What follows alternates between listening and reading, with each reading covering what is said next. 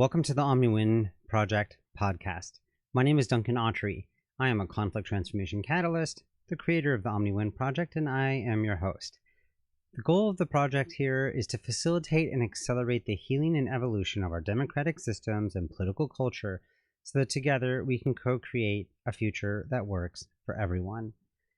I believe the world is ready for things to change, and I know that we already have the answers to most of our problems. So I'm here to share them with you. And I want to say that the Omni-Win Project is more than just a podcast. There are actually dozens of videos and essays that are accompanying this show, and you can find them all on Substack. To find that, you can go to omniwin.substack.com. And that way you can subscribe there and you won't miss a beat. And there's a whole lot more coming. But for now, let's get on with the show. This is part 2 of my conversation with Heidi and Guy Burgess. Heidi and Guy are co-directors of Beyond Intractability, which is an online platform with an incredible amount of information and resources for people who are interested in learning about how to transform conflict.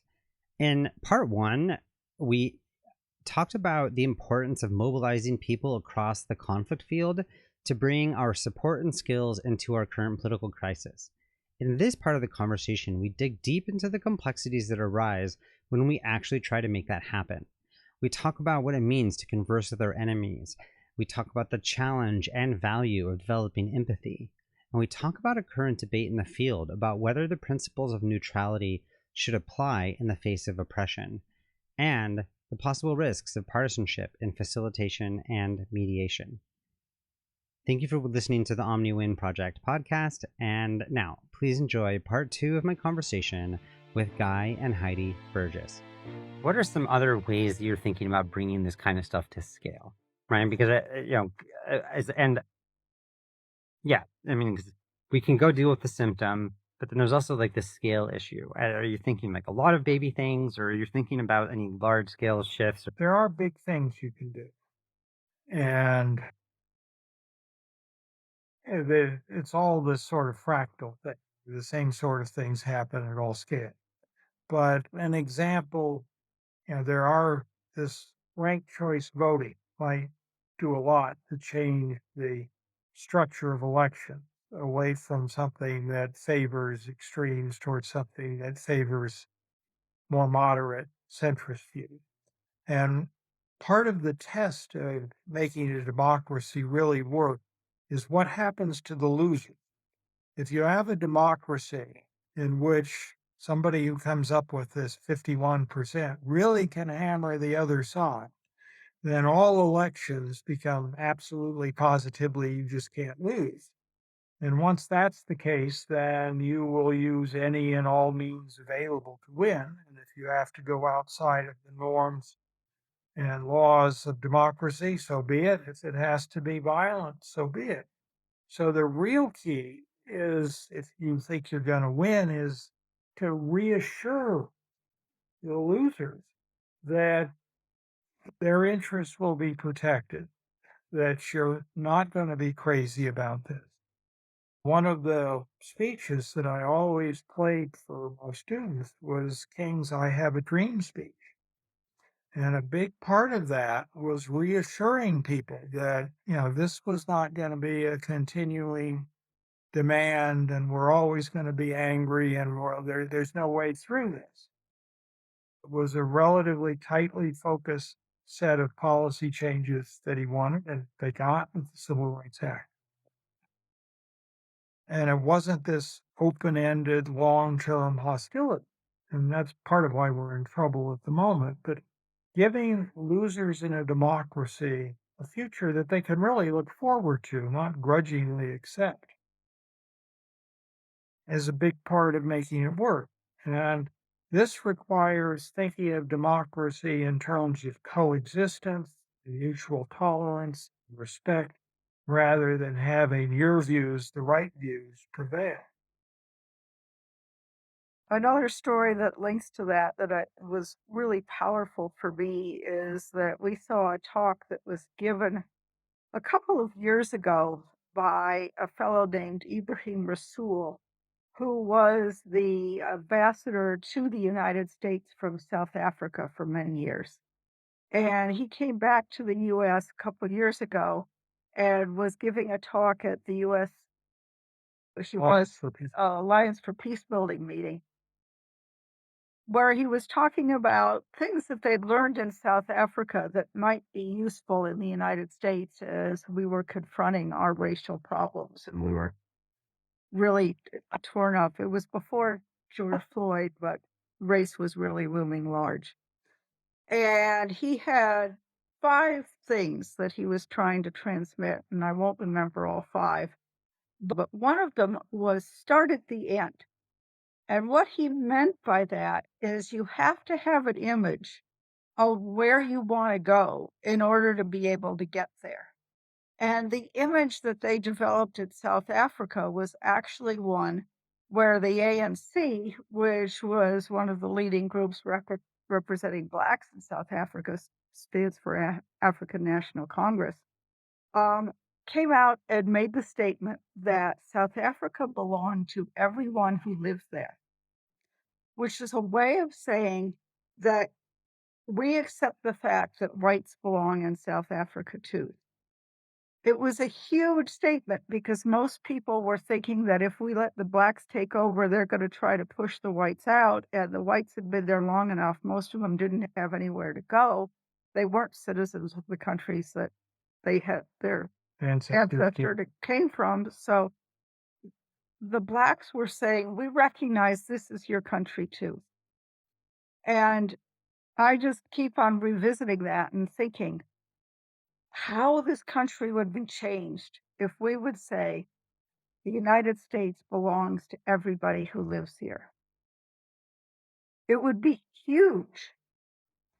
And it would mean that we'd have to do our business completely differently because right now, the Democrats are saying the country doesn't, but it should belong to us. And we're not leaving any space for Republicans. Republicans have legitimate concerns, and they do now. This is one of my big concerns going into the midterms and certainly going into 2024. They have real legitimate concerns that if the progressives win, they will not be able to live life the way they want to live it. My dad used to live until he died in Cleveland, Ohio. And he had some fundamentalist Christian neighbors who always had a sign in front of their house that said something about protecting Christianity. And I already, being non-Christian myself, always laughed at that sign thinking, well, Christianity certainly isn't any threat. They're breathing down everybody else's throat. I now realize where they're coming from with that sign. Because, yeah, a lot of Christian values, fundamental Christian values, are very much threatened by progressive views. So there's a real fear that they won't be able to live the kinds of life that they believe is a righteous life if progressives come to power. We're not leaving room for that point of view in the United States. And the opposite is certainly true. Donald Trump was not leaving room for progressive values in his United States. And I just keep on going back to the Ibrahim Rasool notion. America belongs to everybody who lives here. I wish we could get people to consider how much better a place we would be in if we were willing to say that. And you could say, well, that's impossible. But they did it in South Africa, and think about how oppressed the Black South Africans were in apartheid. If they were able to do it there, I would think we could certainly do it here. There's another point that I've been relates to this, which is that freedom, which is essential to coexistence, and it's how you have a diverse society live together in peace requires, I've been calling it a thick skin, is that different cultural views, and they come because people in different cultural groups evolved at different rates with different circumstances, are things that people deeply, deeply believe in. So if you have one set of views on marriage and gender and sex, those kinds of issues, there are other people who have equally deeply held issues that are very different.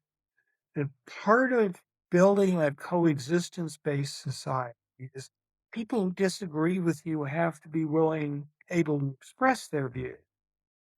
And that's not violence. You can express yours. It's when you try to force your views on somebody else or prevent people from expressing their views or telling their kids that this is how, based on their values, they think is the right way to live. And the kids obviously are free to make their own choices at some point. But we've got to tolerate a lot more very deep-seated disagreements without getting quite so upset about it.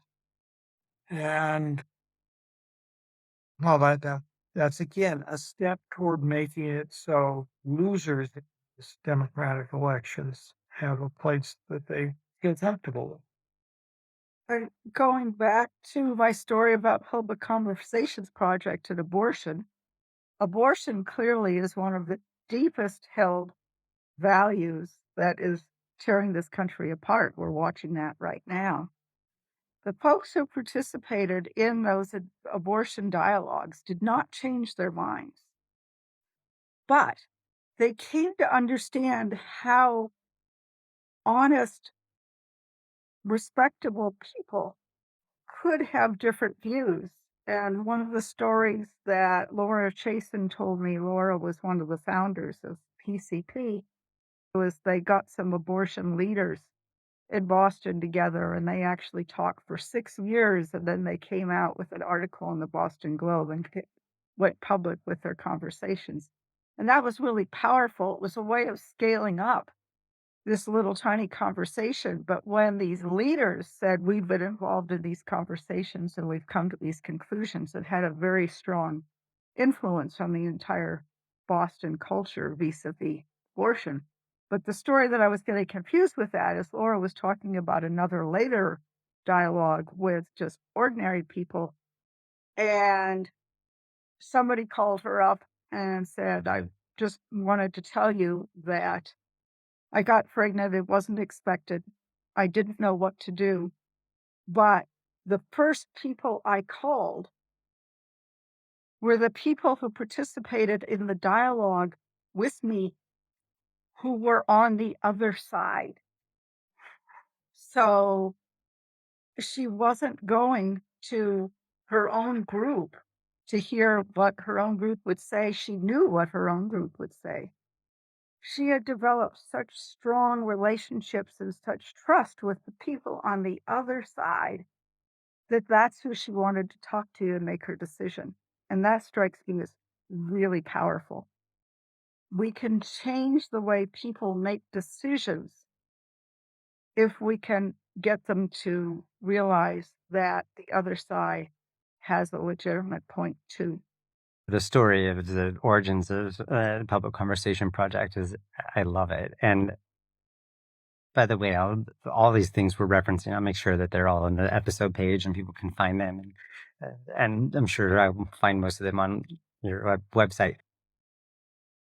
Something I want to say about that, and this part of like all these different folks having different roles to play in this field, and like once we develop it, or if we can develop this system of like Google Maps of conflict, where there's like all these different issues, that there's different kinds of ways of dealing with different kinds of things. And so mediation and conflict resolution is really good about giving people an interest-based solution to like, this is what works for these people in this situation, in this context, in this time, we can do that well.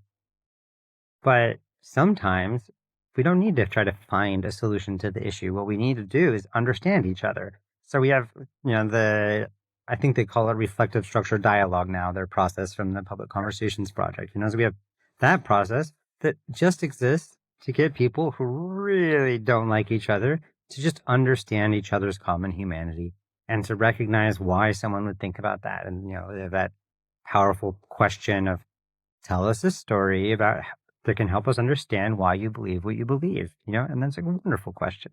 And, and that's a good one. We can add that one to the listening one. If you didn't know what to listen about, ask someone else that question, it's great. Right. I'm also interviewing various people on this podcast with other dialogue processes. Right. So putting out a podcast next week about convergent facilitation and how we can get a bunch of people to find something that's not necessarily consensus, but something that everyone is willing to live with, right? And then there's another process, the folks at this organization called a Healthy Democracy, which has been working on the like citizen assembly type work up in Oregon and now a little bit in other places. And they're trying to come up with something that here are like a bunch of principles and things that most of the people that agree with, and we're going to send to the legislators like some interesting notes about what to include. And they can say, 70% of the people want this, and these 30% like disagree about these couple things, so they're not actually even trying to get a consensus to get some information out there and really think about an issue and then deliberate well about it. So there's always different approaches. So it's not always one size fits all. But in this thread of, talking about, if we're going to say, starting with this idea that everyone who lives in the United States belongs here and is important, right? And we have a system in a culture right now that's people are trying to say that no, but not those people, not those people. I know that, we've been talking about that you all have been engaging in a conversation about the role of mediators or conflict field in kind of holding space for the different voices. And, and one of the things in our field is this idea of being neutral in the face of all of these different ideas. And so Bernie Mayer has written this book called The Neutrality Trap and pointing out that neutrality might not actually, you know, and actually it was interesting that this idea that neutrality is dangerous, goes back. I remember an article from like the 1990s from Laura Nader, who's really angry about mediation. And the idea is that in the face of oppression, if you go into it and you're neutral, that you're just going to, you're just going to ossify or recreate, the problem. So there's this question about our neutrality. And, and then there's also the question of how do we make sure that we hold a voice for everyone? So I wonder if you all could just like unpack a little bit of that conversation that you've been having and how you understand that tension. There's an exercise on beyond intractability that I've used with my students for years. And what it does is ask a group to look at a controversial issue. Ideally, it involves people on all sides, facilitated, mutually respectful. But what it tries to do is get people to, first of all, identify points of common ground. Is what things related to this issue do we agree on? And then you try to lay out the points of difference. What do you disagree on? And then you ask, of these things we disagree on, which ones are attributable to the fact that we have different images of objective reality, the facts? And then you ask, well, about those, could we agree on some way to resolve these factual disputes? And then you ask, well, for the remaining differences, presumably are with moral issues of one sort, are these moral differences that we could just learn to coexist and let us each live the way we want? Or, like as is the case with abortion, is this something that you want to really feel compelled to try to challenge the other side on? And then the question is, well, what's the best way to do that? What's the best way to have a constructive conflict that teaches us as a society how to better deal with these issues? And if we, so backing up a little bit and going back to the Bernie issue, we're really at a crossroads. And on the one hand, folks on both the left and the right are either have concluded or on the verge of concluding that the other side is so irredeemably evil and what they believe is so intolerable that we have to do whatever it takes to make sure it's decisively defeated. That's a formula for rapid escalation, and it could easily escalate into war that destroy everything. Be terrible. And before we take that step, we really ought to ask ourselves, is this image we have of why the other side's so evil really true? Or is it the result of the fact that there are all these well-known escalation and polarization dynamics that are bending our mind? And is it true that part of this enmity comes from the fact that we're deliberately being played by bad faith actors who are trying to really make us hate one another with all sorts of deceptions? And what you're not making clear is that we see Bernie. Maybe we should back up a little bit and explain to your viewers who haven't read the book. Bernie Mayer and Jackie Font Guzman wrote a book called Beyond Neutrality that says that, just like you were saying, that Laura Nader said, that being neutral is being a tool of the oppressors, and we have to come down on the side of the oppressed and use our conflict resolution skills and processes to overcome oppression. And Guy and I feel as if the the suggestions that they're making in their book very much take the view of good guys versus bad guys, win-lose framing, such that the oppressors, and they never clarify, I don't think, who oppressors are, but you get the impression that they're either whites in general or white men or white male Christians. You're never quite sure, but they are frequently referred to as white supremacists and racists, which at one point they actually say is not a pejorative term, that we can't talk about racism if you can't call people racist. And I could spend a long time on that one. But we really see them as their suggestions as driving the escalation spiral. And we really see it contributing to hyperpolarization. And as such, we make the argument that oppression, if people followed what they're suggesting in that book, number one, our field, conflict resolution field, would cease to exist. You can't, I don't think, be a successful mediator and be partial to one side. And secondly, it's going to drive the escalation spiral, which is going to get people fighting even harder, which is going to make overcoming oppression even harder. So we see things really fundamentally differently from the way they see them. They, of course, have taken said overtly in their articles about us that we are helping the oppressors. I got the impression that they said that we were oppressors, and Bernie tried to say clearly that no, you're not oppressors, but you're helping the oppressors. A fine line distinction that doesn't help me a whole lot. Now, this is a debate that is on the website. They expand, read what Bernie has to say, he had to say. But Jay Rothman, I just posted a new post from Jay Rothman that relates to this. And he kind of opened my eyes such that if I would have read this post before I wrote ours, I would have written it slightly differently. And I'm going to amend it in another post. He pointed out that nobody can be neutral, that every mediator comes into a mediation and you're going to tend to side with one side or the other for whatever reason. Somebody makes more sense, somebody looks like you, whatever. You're not going to be neutral. But that doesn't mean that you have to treat one side differently than the other.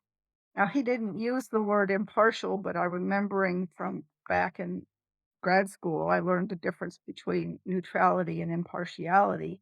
Neutrality is what you are thinking, whether you tend to side with one side or the other. Impartiality or partiality is what you do about it.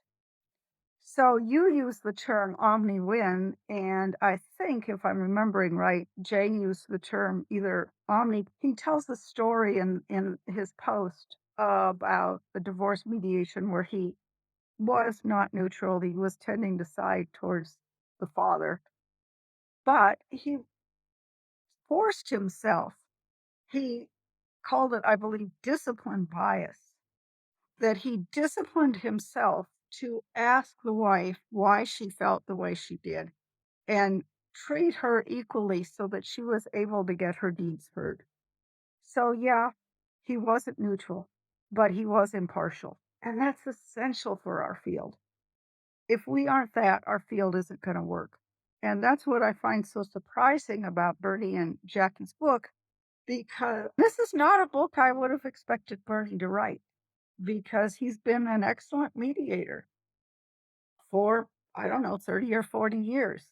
And he has written some books leading up to this. There was one that about, it was called Beyond Neutrality, before he wrote The Neutrality Trap. The main notion that I remember from Beyond Neutrality, I read it a long time ago, was that we can do things with our conflict skills besides mediate. We can actually give advice to one side about how they can engage with a conflict more constructively. And on that grounds, we completely agreed with him. We were advocating a long time ago something called advocacy advisors, which would be mediators who could advise parties how to confront conflicts more constructively. I'm really surprised that he changed so much from that to this book, completely abandoning the notion of neutrality, but not picking up the notion of impartiality. Well, the thing that I think is telling, and this is a real warning, is that if people from a background like Bernie and Jackie think that things have deteriorated to the point where you have to go all in on efforts to oppose the oppressive other side, we're in a very dangerous place.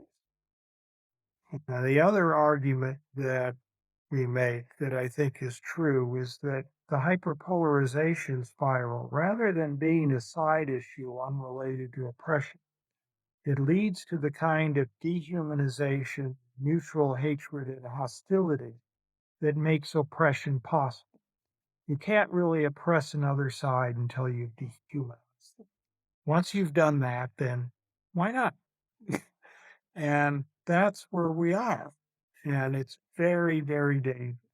I'm glad you made the distinction because I think at the beginning you said that the book was Beyond Neutrality, but the Beyond Neutrality was about 10-year-old book, at least. Yeah. Neutrality Trap is the new one. So I was, thinking about this a bit, and what first note that I made was, okay, neutrality versus impartiality or omnipartiality, and I'm a big fan of the word omnipartial. It's like the idea of being biased in favor of everyone, right? And the way I understand neutrality came into our field because there was as our early beginnings of our field, it was alternative dispute resolution. So instead of going to court, you can do this.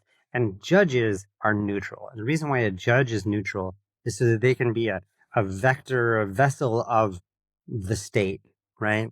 Like, I'm not actually making my opinion about this. I'm just doing whatever the Constitution or the state or the municipality or whatever says, right? We have seen recently that's not necessarily the case. Yeah, exactly. Well, I mean, for sure. But that's the reason why judges are neutral is because they get to be an agent for something else, right? That's the concept, at least. And so that comes over into our field. But as you said, and Jay Rotten said, that no one's neutral going into things. We're all humans. We have feelings and thoughts. And I think that if someone thinks that they're neutral, probably you should pay attention to that, right? Like that, it's worth being aware of one's own bias and as a mediator to be like, oh, you know what? I'm really liking what this person's saying right now. Because you have to then pull yourself back to the center and make sure that, everyone is at least getting, human dignity, but also being respected and giving a chance to speak. There's a lot of power in being in this position, and there's cascading effects of picking one side or the other, right? There's a piece here that also that I find interesting, and I think this kind of comes through a lot of our conversation, is where we look to find the problem of polarization or oppression is important where we think that the or source of that is. Because as there are, of course, bad faith actors. There are people out there that are actually actively trying to mess up the system. But there's a way that the problem is the system that is kind of pitting us against each other, that's making it advantageous to try to win, advantageous to show how bad the other person is, advantageous to there's a systemic issue. And I think, and this is even a lesson in the world of anti-racism, is that there's a racist system that we're in and an oppressive system that we're in. And Ibram Kendi says individuals can't be racist. Individuals can do racist things. But yet it's so easy to just be like, oh, nope, that person, so there's that system versus individual edge that I find to be really interesting to pay attention here. Is like, if there's oppression, where is the source of that? Right. And definitely a single individual can oppress another single individual. And then how can we focus on their actions, while still recognizing that there's a human here, right? And maybe some people at some point in their life, maybe they were too far gone and they're not actually like, we're not going to get them to change their minds in their lifetime, right? And of course, anyone who thinks you're going to change someone's mind with a better idea actually never works. So if we're in a system where we're seeing that, like, we're in a structure where we can maybe, like, address the behavior or the structural issues, like that, I think is important, without trying to necessarily go right at the person, right? One area where you and Vernie and we all agree. They make a big deal about structure and make a big deal about breaking down the oppressive structures. And we would agree with that entirely. But they don't go the next step, which is what's the structure we're going to build, which relates to Ibrahim Rasool's Start at the End. Their book doesn't give me an image of what this end would be. I have I think I probably just imagined an end based on my knowledge of other people who have written in this area. And it appears to be what Craig Britton has called an exchange of elites, where the current people who are oppressed get on the top of the heap and the white Christian male oppressors are on the bottom of the heap, and we still have oppression. It's just different people, and it's justice over time because the good guys are the bad guys, good guys, we switched roles. And I think that's just going to keep us at loggerheads with each other. Mhm. Got to come up with an image of the future that everybody will benefit from. And that's the problem that I have, that I'm fine with their notion of dismantling the oppressive system. I think that's important. But before we dismantle it, we have to have an image of what we're going to put in its place and how we're going to do it. As a society, we depend upon a large number of professions where people try to the best of their ability to be neutral and objective. And as soon as they abandon quest, it's a difficult thing to really be neutral. They abandon the quest for objectivity and just try to use their role to reinforce some particular narrative, we're in trouble. There we're building a collection of stories about news articles where people didn't do due diligence to find out the inflammatory story reported as wrong. The same with historians, especially and social scientists. It even got to the point where politics is becoming politicized and not politics, medicine. So the world where it's considered politically racist in one way or another, losing it to wipe out malaria and smallpox and some of these diseases. There seem to be, you can get carried away. We have to focus on the real problem. I'm really grateful for this, image for the, the future, piece. I was in Seattle many years ago. I was in a coalition of anti-racist whites, and it was a group that was kind of teaching white people about racism. And one of the things that I saw was important for our work is like, it's hard to recognize as a white person that like, wow, like there's a racist system that I'm in and I'm benefiting from it. And that's like a hard pill to swallow. And so there's a way of like, no, let me help you understand this. And we talked about all sorts of things.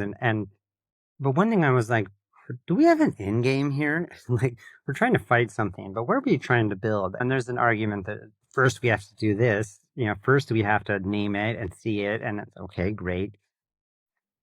Okay, but then what? And try to create a country where everyone who lives here belongs here and has a place, right?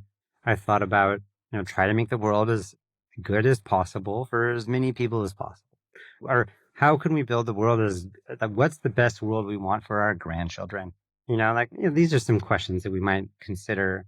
So that's one piece I wanted to add to this.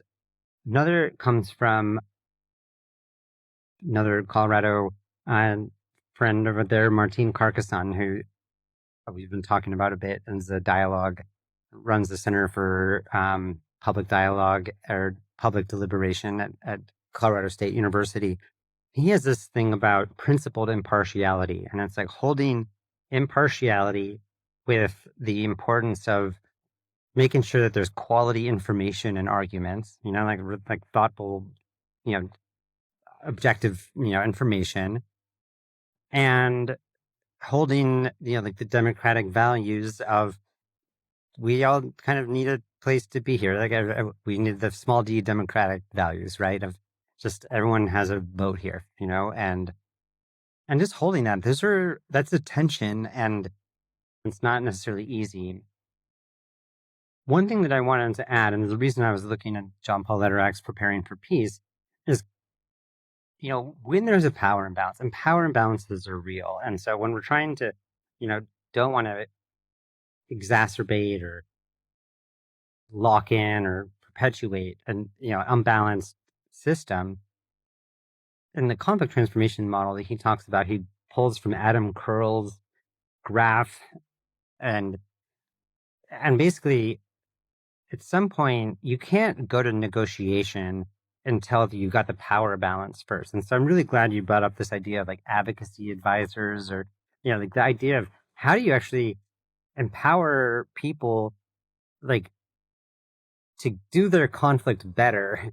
Like you have to balance the power, right? Because if someone has a bunch of power and someone doesn't have power, bringing them to the negotiation table prematurely is unfair. It's like, and this is why protest is powerful and important, because it gets, the people you're trying to talk to pay attention, which is subnote why true nonviolent protest is important versus just any protest or protest that's just not being violent. Because if you have framed the person as an enemy, then by the time you get to the place where you balance the power, then you can't actually negotiate with them, because no, you're not allowed to talk to them. They're the bad guys. And you have to so that's where you have to have that nonviolence or that omnipartiality, or saying like, oh, we are trying to change these people because we love them and we want to bring them into the community of, goodness or whatever. And so if you lose your ability to care for those who you're trying to change, then you're not going to be able to negotiate with them later, even if you can get the power imbalanced. But if your power isn't imbalanced, is not in balance, you do need to do that first. And if it's not the mediator to do that, find someone else who can do that for them, and I do think there's a role to play of teaching people who are in conflict, and a lot of the organizations out there are struggling in the struggle. They want to be in the conflict. That's the point of what they're trying to do. They're going to go fight the man and fight for this and fight for that. But are you guys is it effective? Is anyone listening to you? How can we make you do better at fighting? I think that our field could also really help people fight better, right? In a certain way. Like we could actually help people have more quality conflict, even if they're not ready to go to the peace table. Like just draw on this guy named David Brubaker, who I met at the ACR conference, the last one before the COVID apocalypse. By the way, which I also is where I heard Bernie Mayer speak. He spoke remotely, and he actually was telling the story about needing to fight and advocate for a situation around sexual abuse in the church, and like needing to actually not be neutral, which I found so it's like a little bit of a precursor to this, like that. But anyways, David Brubaker, has worked with congregations. He's at Eastern Mennonite University as well, where John Paul Lederach is, and he works with congregations that get polarized, and he starts with like affirm the dignity of everyone involved, your own dignity, your right to a voice, as well as the other person's dignity and right to have a voice. And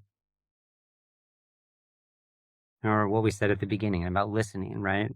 Like if I don't agree with someone, like what would it be like to assume there might actually be something important that they're trying to say in all of this crazy noise? I think we can really listen to people and have empathy and acknowledgement of them without needing to come to full agreement. We can actually be moved by them. And I always say when like in listening, it's like empathy can be hard sometimes if you don't really see what they're at, but at least you can see that this is a human who's having a hard time in front of you. You can say, I see you're really angry. I see you're scared. I see you're sad. I don't agree with any of the things you're saying right now, but let me understand let me just tell you, I see you. And if you don't include them, they're going to include themselves on their own terms. They're going to come smash into the Capitol, whatever it takes, like they're going to come and get their voice heard one way or another. So you might as well try to figure out how to, hold them in the web of relationships, and which is, I guess, part of the moral imagination. This is the thing I cite from your website most often because you guys have the best description of the moral imagination. Yeah, exactly. And, because I'm always like, what are the 3 principles or the 4 principles? But one of them is recognizing that you're in a web of relationships that includes your enemies. Yeah. Can't get out of that. Yeah. And we use the term pragmatic empathy. And what that isn't full-blown emotional empathy where you really feel entirely at one with where the other person's coming from. It's more pragmatic. It's going to be better for you to hear them, to understand them, and to relate to them and treat them as human, because then they're going to turn around and do the same thing for you. So there's reasons to empathize that are completely pragmatic, that don't have anything to do with hugging them or agreeing with them or changing your mind. The other thing you are likely to find out is that you're doing things unintentionally that really make them mad that you don't really need to do, that are just inflaming the situation. yeah, if you want someone to listen to you and they're not, listen to them exhaustively. That's a really great way to get them to listen. Make it embarrassing for them how well they've been heard. As it comes, It's got to be real listening too. There's a lot of going through the motion. Yeah, we're supposed to listen to you, but you're full of it. To listen and open yourself up to the possibility of being persuaded. And listen not just to the things you disagree with, but the things that say hard things about you. yeah, reflective listening is such a key here, right? I mean, if you can say, this is what you're saying, and you can say it back to them, and they say, yes, that's what I'm saying. And if you rinse, wash, repeat, just do it again and again, until you can get the person to say, yes, you understand what I'm saying now. And and then you're like, okay, well, let me talk about that now, because now you actually have something actual to respond to. And so pragmatic, right? And so thank you for that. So there's a way of kind of landing the plane here, and I appreciate you all just getting into this and taking extra time. I, I sometimes I'm overwhelmed about the all the many issues, but then I'm also overwhelmed by just all the amazing people out there trying to do all these great things. And I collection. I mean, you all have collected untold number of articles and links and people, and I've been collecting hundreds of organizations, people, ideas, videos. There's so much out there. So I'm curious. Oh God, there's two kind of different questions here. So we can take them one by one. One is people who are moved by this conversation, who want to get involved and want to help participate in this bigger change and like really contributing to dealing with these complex problems, of all walks of life, police, media, railroad workers, whoever you are, conflict practitioners, dialogue practitioners. What advice would you have for them, or what would you ask them to do? And then the other question, just so you know where we're going, is what are you doing right now? Like, what are you looking towards at this moment in this time in your life and your career, and so far as you've talked about this idea of this like Google Maps and this like massively parallel peace building, and or decision making or conflict resolving. What ideas do you have about how we can kind of come together and start actually moving this kind of stuff forward? Because we've been trying for a long time. The first thing is that we have an online discussion. We're convening on this very topic. We invite your listeners to get involved with this. It's in a bright red box at the top of our website, beyondintractability.org. There's a Substack newsletter that's associated with it that we're trying so it's easier for people to follow things. And we want to raise all of these issues, and we want to try to bring together what we collectively know. And I think the other sort of closing thought, and this was something I explained to my conflict students at the first day of class, actually, is that conflict is the engine of social learning. The basic conflict interaction is that somebody says, yeah, the world in which we live together could be better if we do this instead of that. And the other person might say, hey, yeah, that's a great idea to do it. There's no conflict in there. But sometimes they come back and say, I don't think that's right. You should do something else. And what we're really about here is making wise, equitable, efficient, nonviolent decisions about which of these various changes will actually make our society better. And conflict's not one of these things that you want to avoid and suppress. You want to harness its power to deal with a lot of really tough things. So, steering from that to your question about what viewers who want to do something should do, we talk about areas of influence, and you need to figure out where you have an area of influence. Most of us don't have much influence beyond our communities. But we do have the ability to have influence in our communities. We do have ability to have influence in our organizations. We do have ability to have influence in our family. So identify your areas of influence and identify the issue or maybe a couple of issues that you care most about.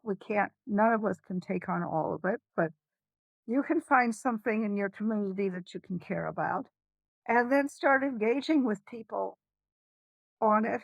But again, I can go back to what I taught at the end of my conflict skills class. And I always said to my students, if you go out of here and in 5 or 10 years, you only remember 2 words from this class, 2 words, I want you to remember respect and listen.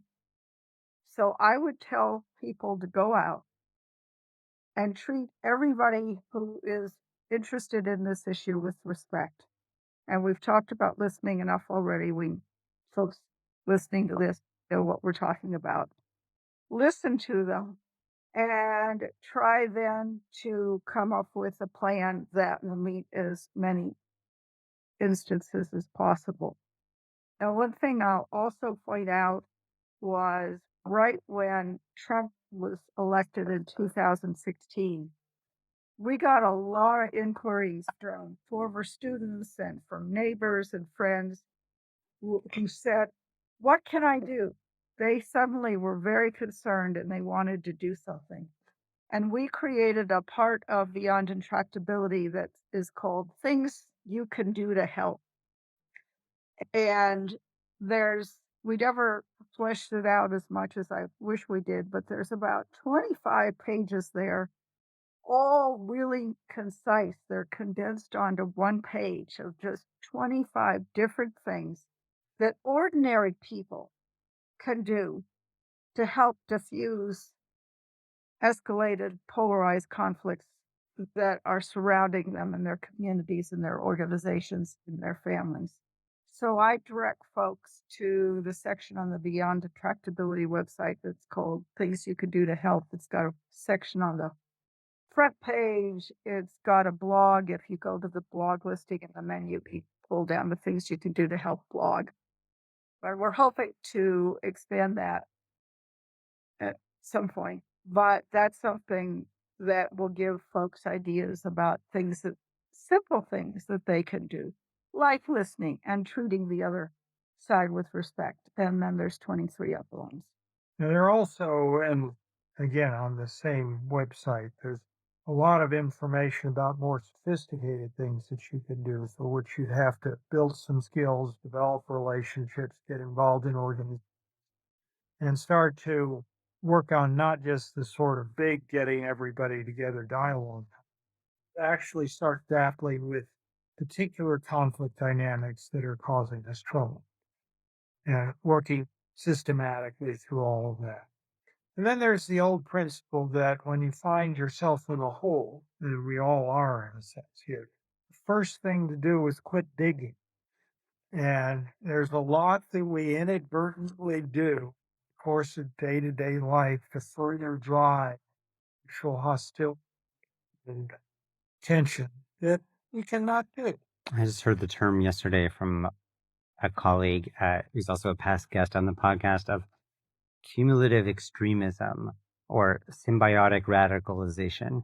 You Yeah. know, and so far as like each side, you know, like that digging, you know, where you can keep on, you know, like if I radicalize because you're radicalized, then you're going to radicalize. So thank you for that. The stop digging. That's really so simple. And I'll definitely make sure that there's a link, you know, for people to do like, here's things that you can do. One of the things that's great about your website is that people can engage in all of these conversations. If you have something that you want to contribute to this, there's a place to do that on your website. If you want to be part of the conversation, there's a place to do that. If you want to, there's a lot of ways to get involved through your website, and I love that. So obviously, there's a lot more here, and I think that we'll be having more conversations as we go forward. And I just really want to thank you both for all the work you've been doing for decades here, and for also taking the time to talk with me today. Well, I Great. enjoyed it. And Enjoyed it very much. anything that you can do to let people know both about the website and the problem we all share, we are greatly appreciative of that too. I was just saying that to someone yesterday, the other day, that it's like, but why would we want people who don't necessarily know the answers to be involved in the solutions? Like, because like together we know more than we do individually.